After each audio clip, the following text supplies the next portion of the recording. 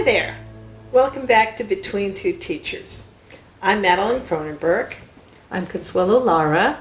And there is actually somebody here this week between the two of us, the two teachers. And he is another teacher. This is my son, Adam Kronenberg, who is a graduate of West Contra Costa Unified School District and is himself a teacher now for the past, 5 years? How long have you been there? 10. 10. Wow. Time flies. For the past 10 years. And he works in New Orleans in a charter school, because New Orleans is an all-charter district. And we've invited Adam here to join us today and share some of his career with all of you. So Consuelo is going to interview Adam. Yeah, I have a lot of questions about the school system, and especially you did sub here in this district for a little while, and I was just curious about comparisons between where you are now and what you know about our district and California education. First, an honor to be here. Big fan of the show, so thank you for having me. I went to San Diego State to get my teaching credential, and then thought I wasn't ready to teach full-time, so I substitute taught for a year in California and then a year in New Orleans. When I was substitute teaching, I was in San Francisco Unified, Alameda, West Contra Costa, I was in 5 districts. Oakland, and Hayward. Yes, and Hayward. Which paid the best. Hayward's always been known for high pay. Yeah, so the schools for the most part felt the same, but it'd be hard for me to compare because I was a substitute, then I became a full-time teacher in New Orleans. I can tell you one thing I witnessed right away was corporal punishment in New Orleans. Really? Oh my goodness. Sanctioned, maybe not sanctioned. So it was one of the very first things I saw, and just very aggressive discipline. And at first I thought, I don't know if this is going to work for me. Sure. But it turns out there are other ways that work too. Yeah.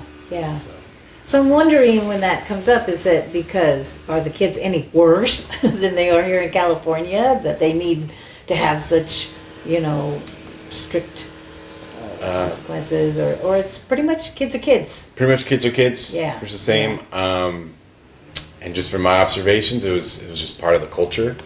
That's And interesting. it wasn't uncommon for an administrator to say to a parent, you can take your kid to the bathroom, do what you need to do, and then come back. Oh, wow. So that was a big shock for me. Yeah, that's adjustment. And I guess it must be gratifying to know that you can be successful, you can have effects, and you don't have to do that. Yeah, that's what when was my first concern. I thought I can't do that. So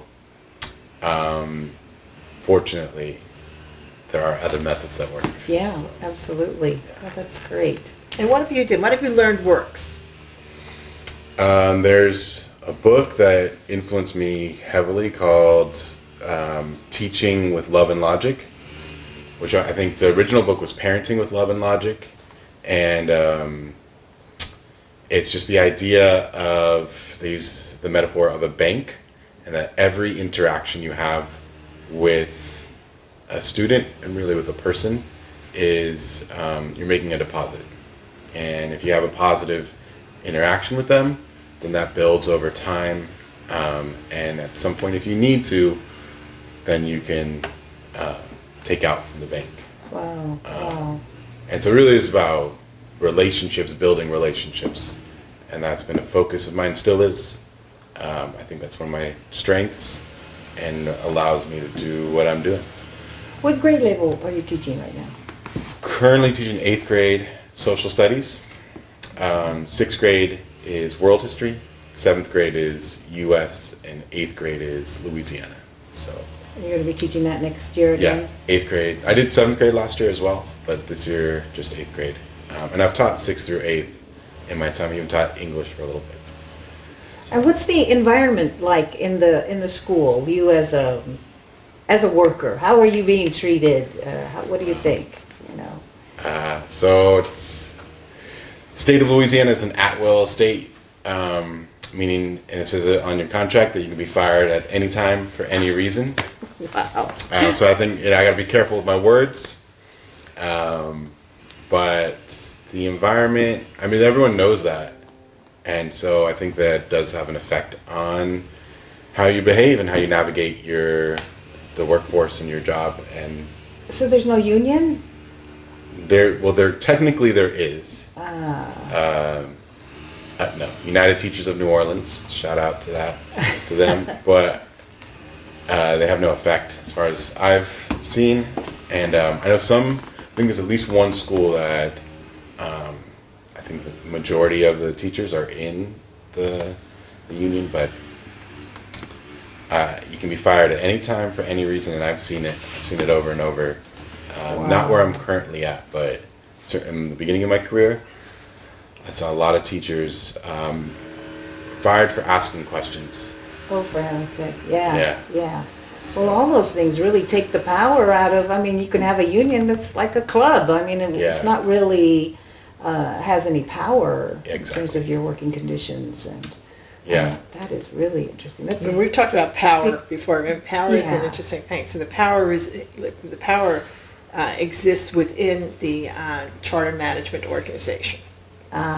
Okay. That is where all the power is. Yeah, yeah. So how do you see the charter school system there? Like, and do you know the higher ups that are involved in it, or what's your take on that?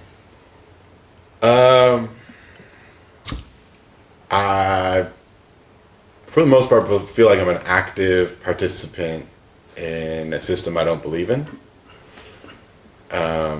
Especially the schools I was at previously, which are just like, I call it the magma, the center of the charter school universe, which are heavily focused on testing, and everything is about performance and data-driven instruction based around the standardized test, and in competition. So they're using a very capitalistic, like economic competition mode to evaluate students, and so that's kind of the vibe. That's kind of what's going on in the classrooms, and it doesn't feel good. Yeah. That yeah, part of it. Yeah. Wow.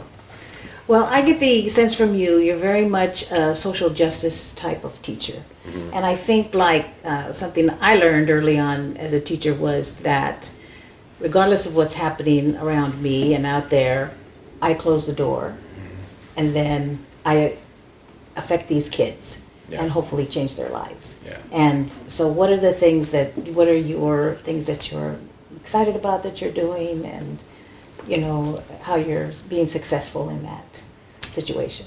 Yeah, so I've been very lucky to be able to create my own curriculum, which is extremely important to me, almost like paramount in any job I would have as a teacher. That's just really important to me. So especially because the curriculum for Louisiana, and I think U.S. and world history leaves out really important information, and is not telling all of the sides that need to be told.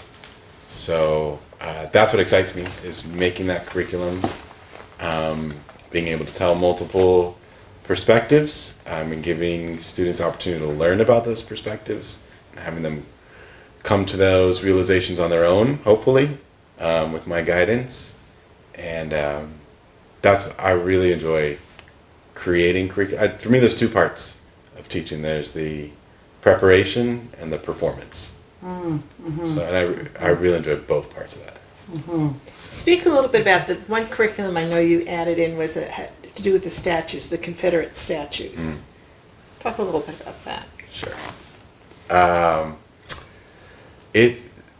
Teaching in New Orleans, teaching history in New Orleans is amazing because it's everywhere. And everyone has an opinion on the history. But I would say it sweats history, especially now. If you think of July in New Orleans and everyone's sweating, it's like there's just sweating history. The street names, all these things have historical significance. And New Orleans is rewriting its story. So right now. And it's really cool to witness that, to be a part of that. I tell my students the events don't change, what happens doesn't change, but how we look at it changes, and who writes the story changes. So right now they took down 4 statues. Take Them Down NOLA. I highly recommend looking them up. They're leading the charge to take down any symbols of white supremacy. Wow. And that's something we address in my classroom. As what do we do with this history? These things happened, but how do we handle it? Where does it belong? How do we tell the story? And so it's really fun, and it's relevant. It's happening right now, and that's just a great spot to be in to teach. And you had a speaker, didn't you? Yes, Mr. Waters. I think Larry. Mr. Waters from. What's his name? Do you remember the name of the tour company? I'll link to it in our description. Yeah. So these things are happening. There's a group of people. I feel like a movement of people in New Orleans who are doing the good work of retelling the story and shedding light on parts of New Orleans history, U.S. world history that hadn't been happening before. So what my mom is talking about is African American walking tour of the French Quarter that we went on. I went on an indigenous walking tour of the French Quarter, because you have all these history tours of the French Quarter, but they're not. These are new. These stories hadn't been told as much. They have been told to a certain extent, but not as mainstream as it is right now. So that's really cool to be a part of that. So Mr. Waters, we went on the tour, and Mr. Waters did describe, take us to parts of New Orleans that had a historic connection to slavery, where different things had happened very specifically. And then Mr. Waters came and shared that with your class, right? Yeah, he came. So we went on the tour, and he came as a guest speaker. He's been a guide for me. I asked him about a recommendation on a textbook. So what would be a good textbook for my class that you approve of? And he said there's none that he approves of, because they leave out Leave it all out. They're written from a different position of power. Yeah. Yes, absolutely. So it's yet to be written, Right. such a book. He said I should write it. Oh, well, he should write it, actually. I thought about it. Collaborate. Right. It's a little bit much. Right. It is. It's a big task. But, I'm thinking about the kids, how exciting for them to know that they'll remember this. They'll remember these statues. They'll remember what they learned about it. I just think it's very cool for them to be part of that history of their, their hometown, and be a part of that. So it's very exciting. Yeah. Yeah. Great. Now, this all comes from, we're wearing these shirts. Adam and I are both wearing shirts today that come from the World One Festival, which you got to go to. I got to go there. And the World One Festival is run by, so the World One Festival is part of the El Cerrito 4th of July festival. And over time, it wasn't always the case, but it has been for a while now, that a teacher from El Cerrito High School brought World One into the festival. So you want to tell us a little bit about Mr. Mason? Oh, goodness. So many things I can say about him, but for me personally, he's my all-time favorite teacher. Corey, let's give his name. Yeah, Corey Mason, KECG, 88.1, 97.7, El Cerrito and San Pablo. Shout out to him. I was in his radio program in high school, and he just had a profound impact on me, and he still does to this day. I think the lessons I get from him are still coming. I think a really great teacher can do that, be a life give you a lifelong set of lessons. But I was thinking recently about what I'm getting from him currently, as far as takeaway, and it's his passion. He's so passionate and all in on what he does, and that's something I really admire, and something that I want to be as a teacher. And then that's the effort I want from my students. I want them to be passionate about what they're learning about, and have that all in effort. So one of the first things I do is I ask my students, who is your all-time favorite teacher and why? And it's just a great question to ask your students.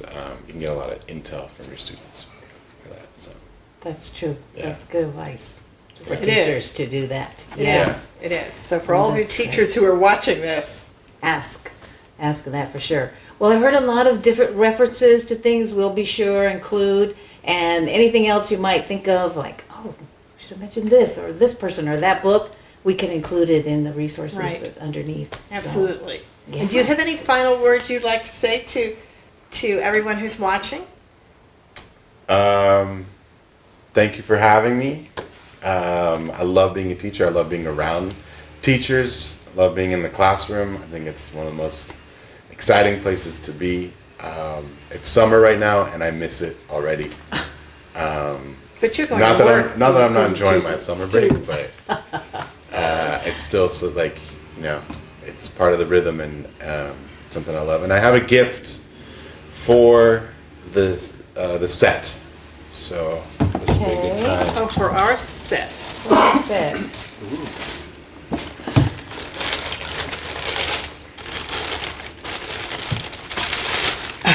Oh,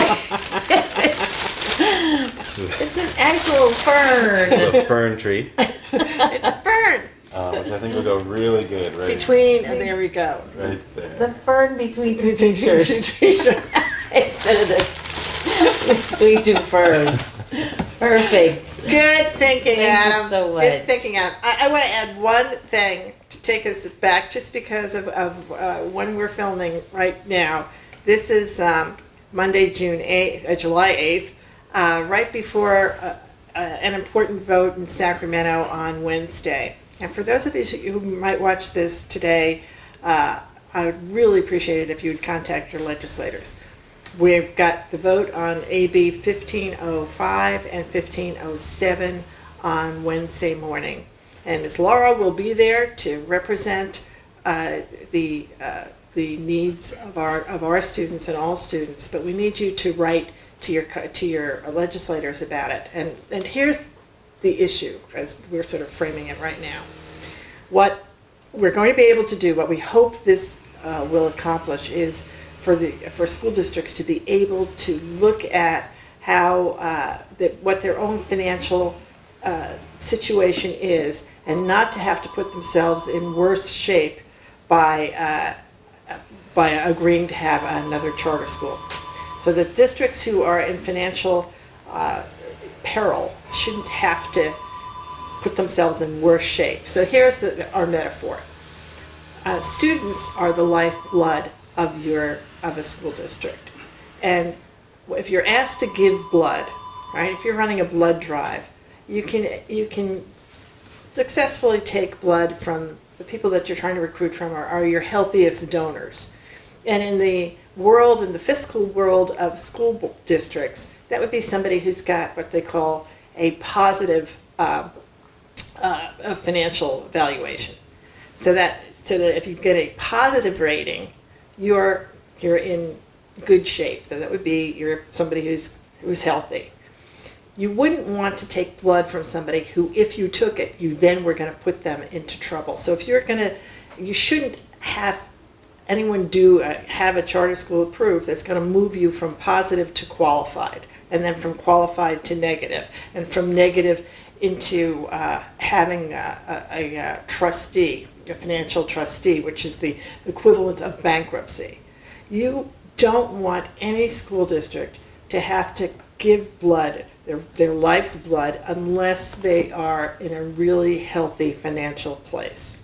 And that's what we're hoping will happen when this is passed. Right now, it's not set up that way.